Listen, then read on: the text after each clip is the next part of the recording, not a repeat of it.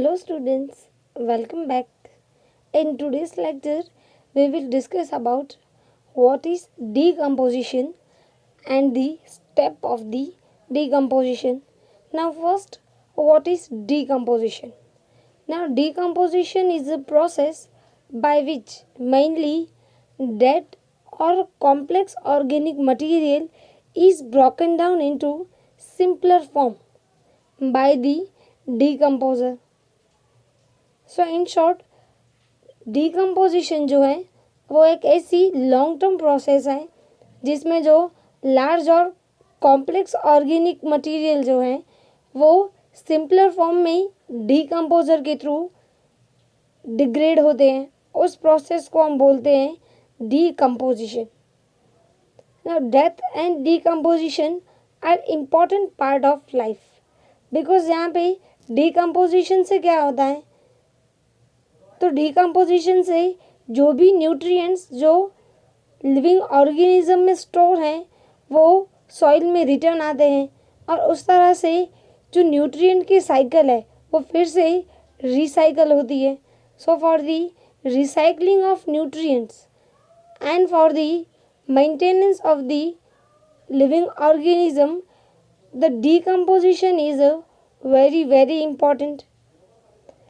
Now decomposition is a process by which dead or complex organic material is broken down into simpler form, and that simpler form is carbon dioxide, water and nutrients is known as decomposition.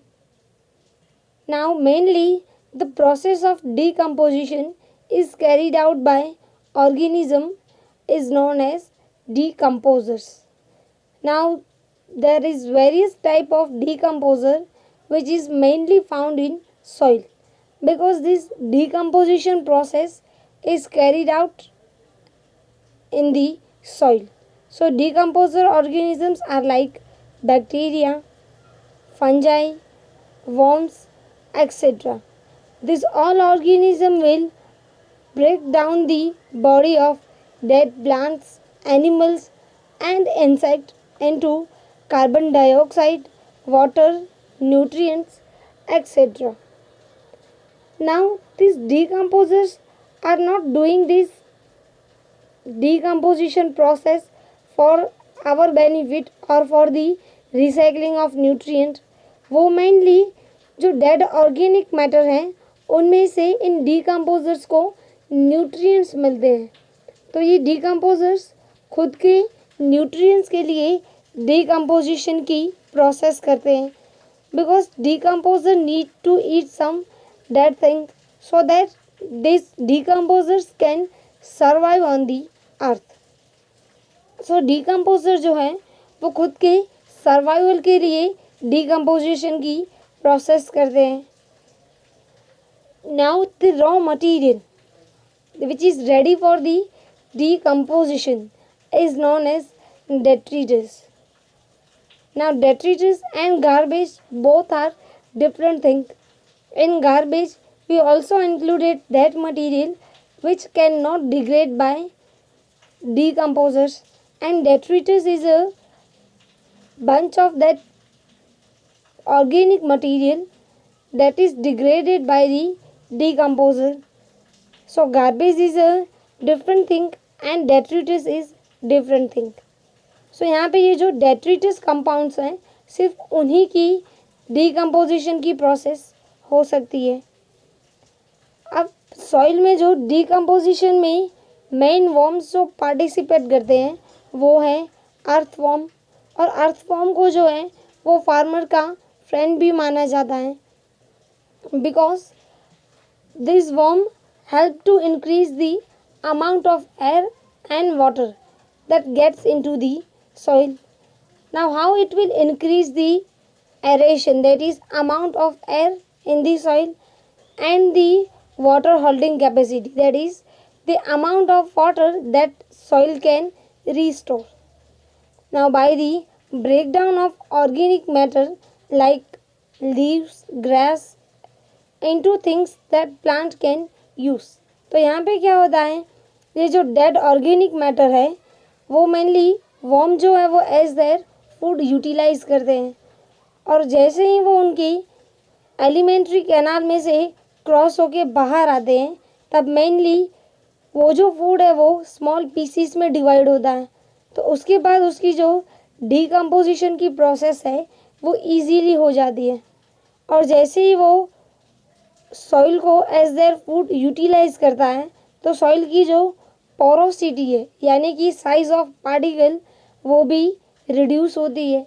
तो उसकी वजह से soil में जो aeration है यानी कि जो गैस का ट्रांसफ़र है और जो वाटर होल्डिंग कैपेसिटी है वो दोनों इंक्रीज होती है। So when worm eat they leave behind casting that are very valuable type of fertilizer. So when sometime farmer what do, they do that these earthworm they live into their farm, and all the natural process of decomposition is carried out by this earthworm. So यहाँ पे farmer जो हैं उनको बाहर से कोई fertiliser add करने की कोई नीड नहीं होती, क्योंकि यहाँ पे जो नेचुरल फर्टिलाइज़र है वो ऑलरेडी वर्म्स प्रोवाइड कर रहे हैं। तो इस वजह से अर्थवर्म जो है उन्हें फार्मर का फ्रेंड माना जाता है।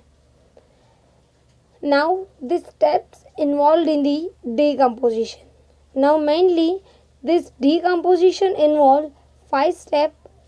First fragmentation, then leaching, catabolism, humidification and mineralization. Now we will discuss each step of decomposition in detail. Now if we are talking about the in general decomposition. Now for example, if we are taking a leaf that is fall from tree. Now what happen? This some part of this dead leaf will be eaten by the insects and other animals. Then some nutrients leach into the soil by the chemical action. Now what is this leaching? We will discuss later. Or some part will be decomposed by the decomposer, because the partially consumed leaf are now consumed by the decomposer, and they begin lost from and become litter.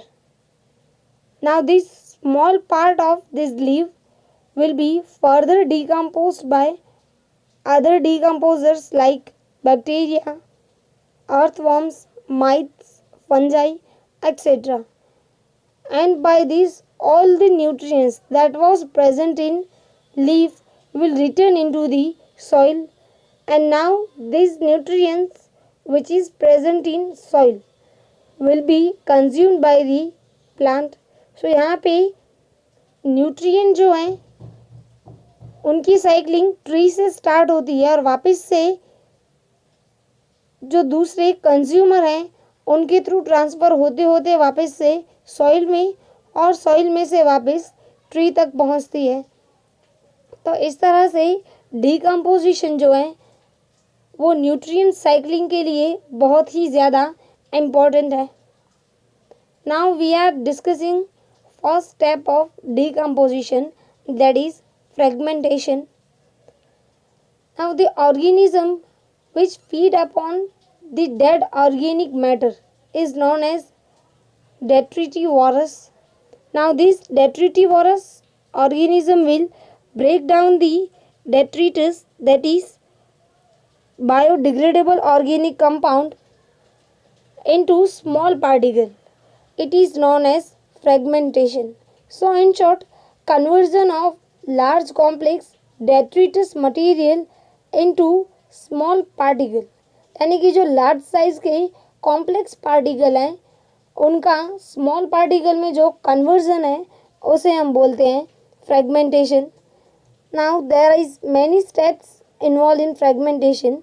So first is all detritus is fed upon by detritus feeding animal, यानी कि जो detritivores animal है वो जो हमारे पास जितना भी detritus compound है उन्हें वो एज देयर फूड कंज्यूम करेंगे. Now, as this detritus passes through the alimentary canal of these animals, then changes occur in the size and form of detritus. क्योंकि जैसे ही वो फूड डेट्रिटिवोरस एनिमल के एलिमेंट्री कैनाल में से क्रॉस होता है तो वो स्मॉल पार्टिकल में डिवाइड होता है और उनका जो फॉर्म है वो भी चेंज होता है. Then the food is chewed, grind and filtered. Now what happened in the fragmentation, the larger surface area is made available for the further degradation. Now यहाँ पे अब हम एक एग्जांपल लें चॉक, बोर्ड चॉक. तो अब जो चॉक का आपके पास एक स्टिक है तो उसका सरफेस एरिया बहुत कम है, लेकिन आप जैसे ही इस बोर्ड चॉक को क्रश कर दोगे तो वो पाउडरी फॉर्म में कन्वर्ट होगा तो उसका जो सरफेस एरिया है वो इंक्रीज होगा. तो सेम वैसे ही अगर आपके पास एक लार्ज कॉम्प्लेक्स मटेरियल है तो उसका सरफेस एरिया कम होगा, लेकिन आप जैसे ही उसे स्मॉल पार्टिकल्स में डिवाइड कर रहे हो तो उसका जो सरफेस एरिया है वो इंक्रीज हो जाएगा. So in the fragmentation process the larger surface area is made available for further degradation. Now, these material are added to soil as fecal material of such animals. क्योंकि यहाँ पे जो भी detritus उन्होंने कंज्यूम किया है उनका कंप्लीट डाइजेशन नहीं होता, तो जो अनडाइजेस्टेड फूड है जिसे हम फिकल बोलते हैं तो उसमें भी बहुत सारे न्यूट्रिएंट्स होते हैं जो वो सॉइल में रिलीज करते हैं. तो इस कंप्लीट प्रोसेस को हम बोलते हैं fragmentation. Now second step is leaching. Now what is leaching? That water which is rich in dissolved inorganic material will go down into the soil. जैसे कि अगर हम बारिश की पानी की बात करें तो मेनली सॉइल के अंदर अंदर यानी कि जो इनर लेयर्स हैं वहाँ पे मूव करता है, तो उसके साथ साथ ही वाटर में जो भी डिज़ोल्व मटेरियल है वो भी नीचे की तरफ मूव होता है. तो जैसे ही वाटर अपर सरफेस पे जो भी डेट्रिटस मटेरियल प्रेजेंट है फॉर द डीकम्पोजिशन वो उस रेन वाटर में डिज़ोल्व होंगे और जैसे ही वाटर बॉटम में मूव करेगा तो उसके साथ साथ ये जो डिज़ोल्व इनऑर्गेनिक मैटर है वो भी सॉइल के अंदर एंटर होंगे. Now this material get precipitated into unavailable salts, यानी कि ये कन्वर्ट सॉल्ट्स में हो जाते हैं लेकिन वो ऐसे फॉर्म में कन्वर्ट होते हैं जो ट्री के लिए अनअवेलेबल होती है, यानी कि ट्रीज जो हैं वो सॉल्ट के इस फॉर्म को कंज्यूम नहीं कर सकते. So this process is known as leaching. Now third step is catabolism. Now catabolism is a breakdown process. Now mainly the extracellular enzymes. So what is extracellular enzyme? तो extra यानी कि cell के बाहर. अब ऐसे कुछ एंजाइम्स जो cell के बाहर फंक्शन करते हैं वो सेल के अंदर प्रोड्यूस होते हैं, देन वो बाहर रिलीज होते हैं और उनका जो फंक्शन है वो सेल के बाहर होता है. तो ऐसे एंजाइम्स को हम बोलेंगे extra cellular enzyme. Now the extra cellular enzymes that are secreted by various kinds of fungi, bacteria begin the process of catabolic activities. तो यहाँ पे जो डिकम्पोजर ऑर्गेनिज्म है वो कुछ एक्स्ट्रा सेल्यूलर एंजाइम सीक्रेट करते हैं और ये जो एक्स्ट्रा सेल्यूलर एंजाइम है वो जो हमारे पास फ्रैगमेंट किए हुए स्मॉल पार्टिकल्स हैं डेट्रिटस के उनकी कैटाबॉलिज्म की प्रोसेस कैरी आउट करते हैं. Now this complex organic matter is converted into simple organic form by the action of those extracellular enzymes of decomposers.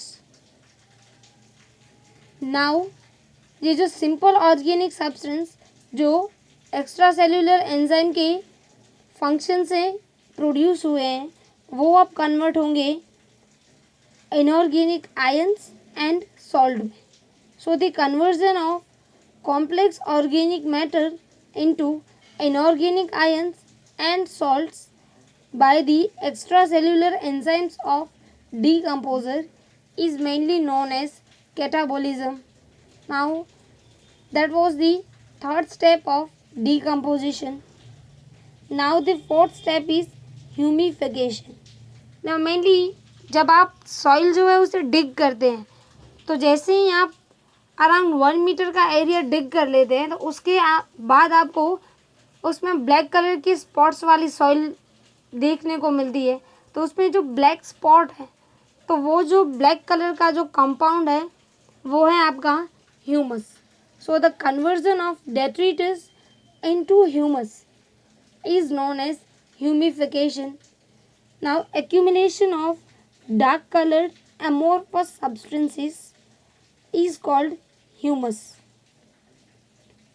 तो यहाँ पे आप जो ये प्लांट के आसपास ब्लैक कलर की सॉइल देख रहे हो तो मेनली ये ब्लैक कलर की जो सॉइल है वो उसमें ह्यूमस की एक्यूमुलेशन की वजह से हुई है. अब ह्यूमस जो है वो एक डार्क कलर का एमोर्फस सब्सटेंस है. तो वो जैसे ही सॉइल में एक्यूमुलेट होना स्टार्ट होगा तो सॉइल का कलर भी जो है वो धीरे धीरे डार्क होता जाएगा. अब ये जो ह्यूमस फॉर्म हुआ है वो mainly it is highly resistant to microbial action and undergo decomposition at an extremely slow rate.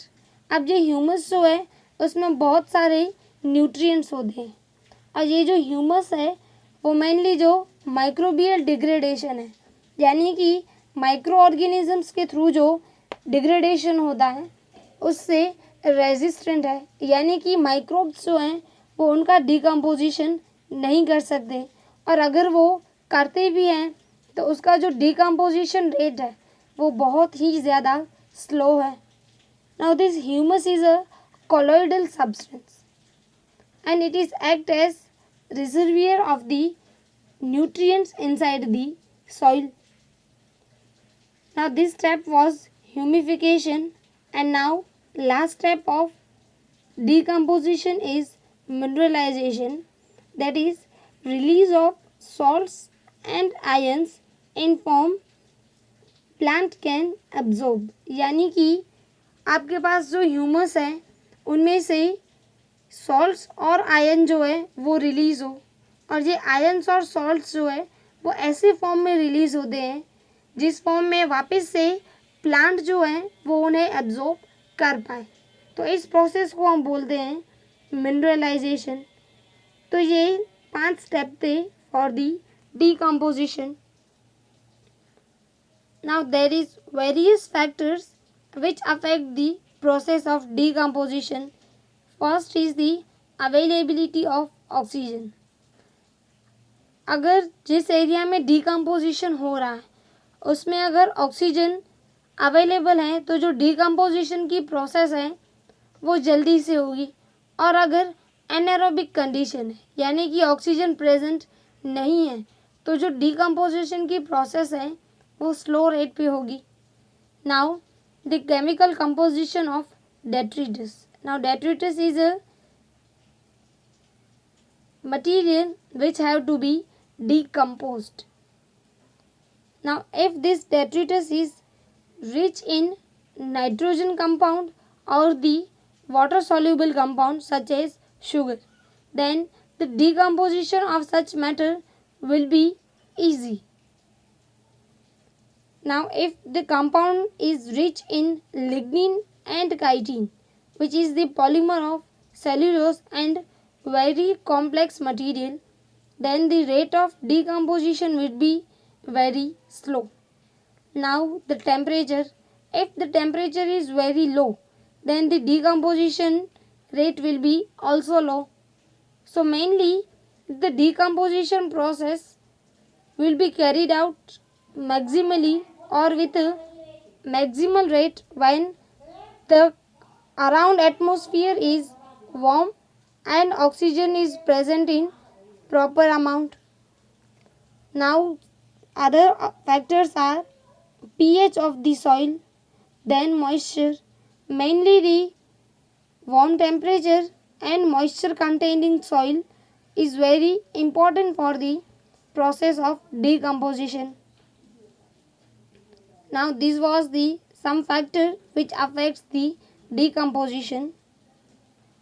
तो आज हमने पूरी डिकम्पोजिशन की प्रोसेस और डिकम्पोजिशन की प्रोसेस में कौन से फैक्टर अफेक्ट करते हैं वो डिस्कस किया. Now that's your homework for today.